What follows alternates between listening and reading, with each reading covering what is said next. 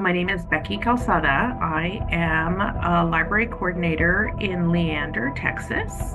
I am a film participant in the Librarians documentary, and I am the immediate past president of the American Association of School Librarians.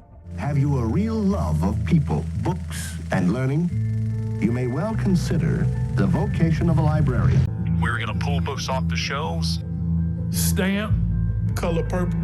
Yep, there's your nudity right there. Get rid of them. Get rid of them. This book was banned. I would like to know how the history of the KKK is pornographic. This is not a communist nation. You do not get to pick our reading material. It is. You're coming for teachers and librarians, and they know it. This is a spiritual war. Our goal is to spread this to other communities. This is about taking away rights. I'm here today to implore you to listen to librarians. What is going on? This can't be America. No, this can't be America.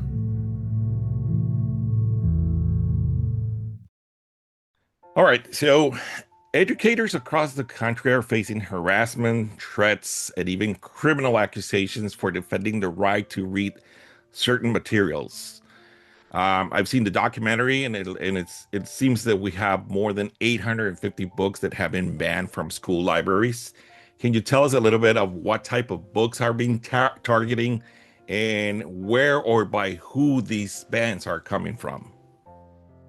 Certainly. First, thank you, Enrique, for watching our film, which highlights the book banning and the harassment that librarians have been facing. There are definitely more than 850 books. PEN America and the American Library Association have been recording the number of books that have been removed. And the kinds of books that are being removed include some of our most marginalized groups, including, Black, Indigenous, persons of color.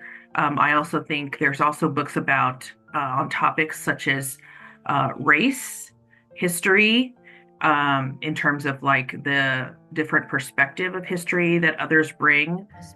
They're also removing books around health, HIV, AIDS, abortion. And so when we think about the removal of this information, we have to think about the impacts that it has on the people that need those books.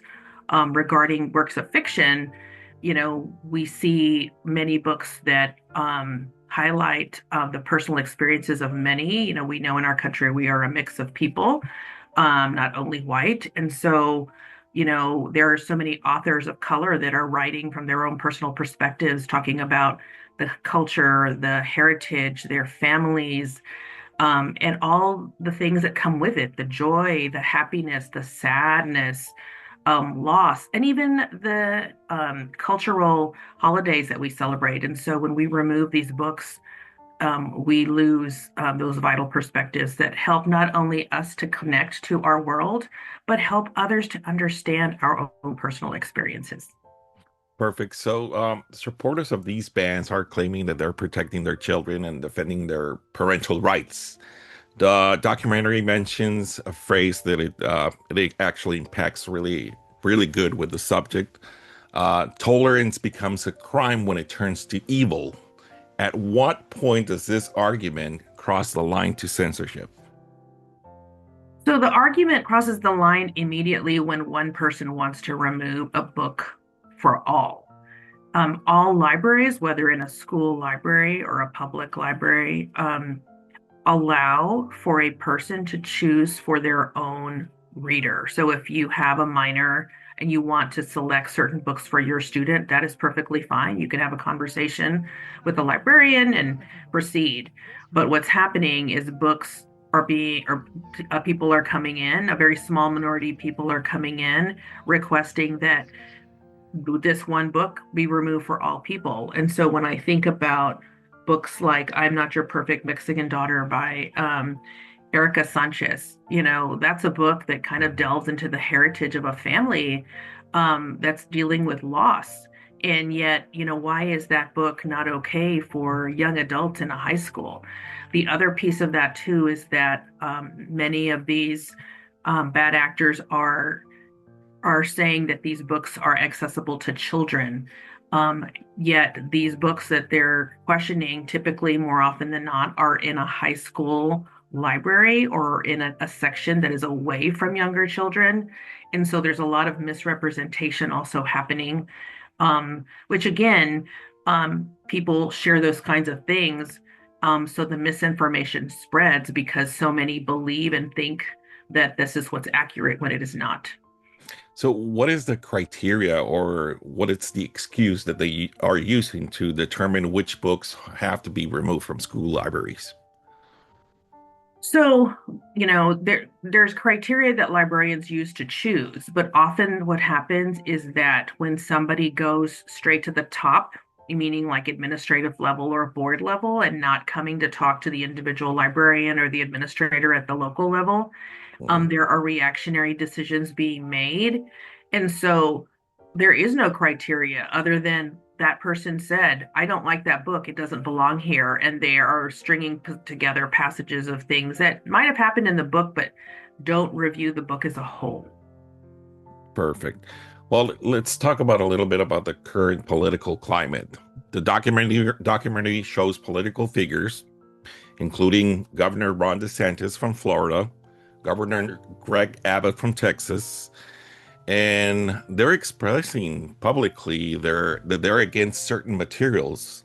How is this political division affecting children to access diverse stories and educational materials? So it does that in that again, the misrepresentation of the intentions of professionals.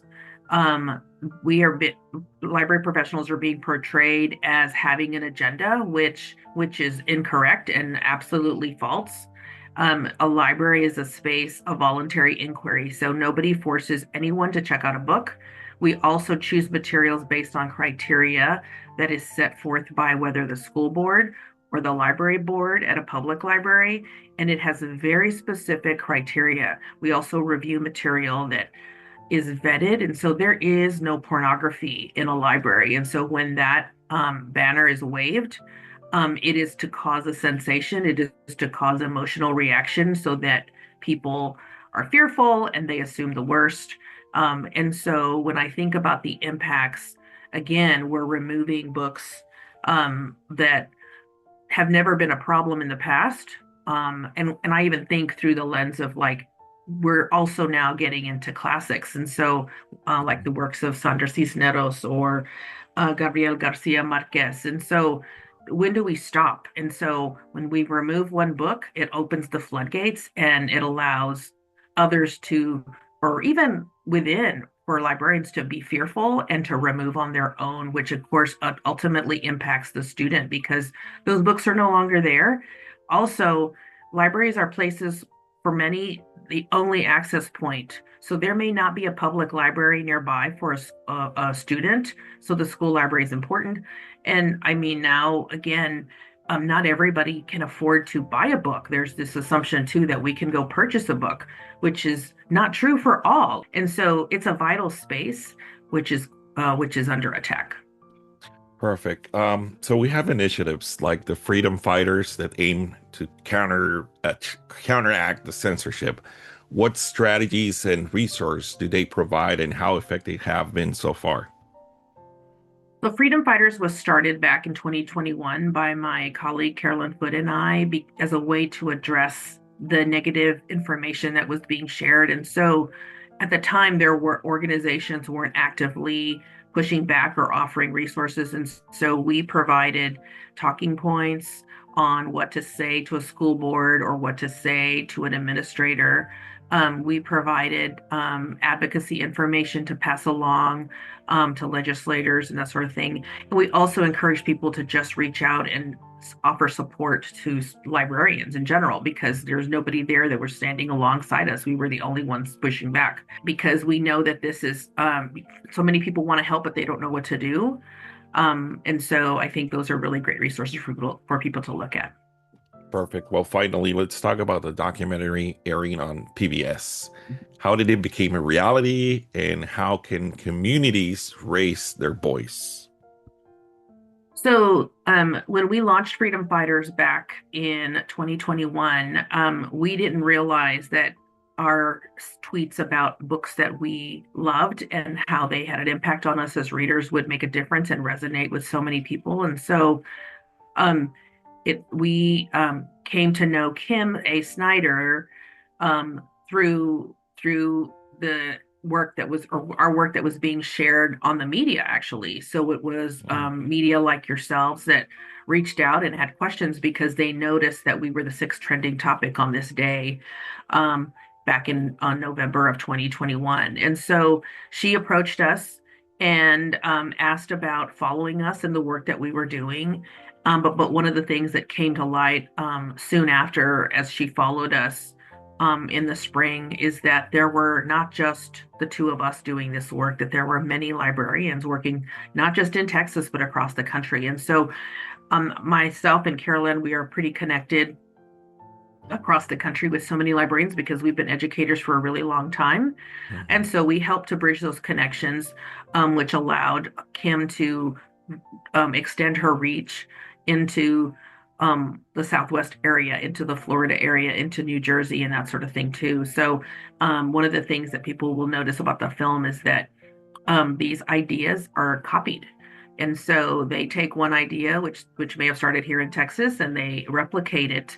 And so we're living in very historic times because, I mean, this has never happened. We've had issues with censorship in the past, but this is different. And so I am so proud of this film that we've made because it captures what's happening and it will be used forever in terms of a reference of this time in history.